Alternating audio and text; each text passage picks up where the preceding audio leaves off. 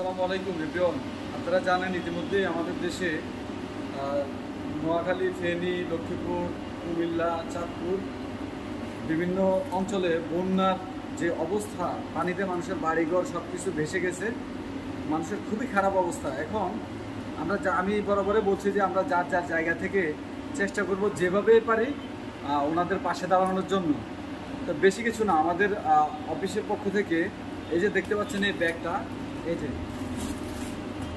এখানে বন্যা দুর্গত যে মানুষগুলো আছেন আমাদের ভাই বোন, ওনাদের জন্য কিছু কাপড়ের ব্যবস্থা করা হয়েছে। ইনশাল্লাহ একটা না, আরও কাপড়ের ব্যবস্থা করা হবে।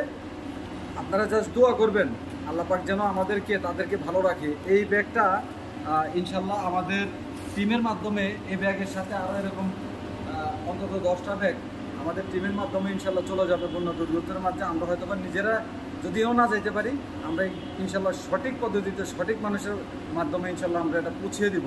কাপড়গুলো আপনাদেরকে দেখাতে পারতেছি না, কারণ আমি চাই না কাপড়গুলো মানুষকে দেখাইতে, ঠিক আছে? তো ইনশাল্লাহ আমি খুব শীঘ্রই স্পটে যাওয়ার চেষ্টা করব। আমার সর্বোচ্চ চেষ্টা করতেছি যাওয়ার জন্য। আমি আপনাদের কাছে একটাই দাবি জানাচ্ছি, একটাই অনুরোধ জানাচ্ছি যে যারা বন্যা দুর্গত অবস্থায় পড়েছে, আপনি চাকরি করেন, আপনি ব্যবসা করেন, আপনি যে প্রফেশনেই থাকুন, আপনার সামর্থ্য অনুযায়ী 1 টাকা, 10 টাকা, 5 টাকা যা পারেন আপনি বন্যা দুর্গত মানুষের পাশে দাঁড়ান। আমাদের এই দানটাকে আল্লাহ পাক কবুল করলেই হবে, মানুষ দেখার কোনো প্রয়োজন নেই, ঠিক আছে? আপনি আপনার জায়গা থেকে, আমরা সবাই আমাদের জায়গা থেকে সর্বোচ্চ চেষ্টা করে আমাদের এই ভাই বন্ধুগুলোর মানুষের পাশে দাঁড়াবো ইনশাআল্লাহ। সবাই ভালো থাকবেন, সুস্থ থাকবেন। আসসালামু আলাইকুম।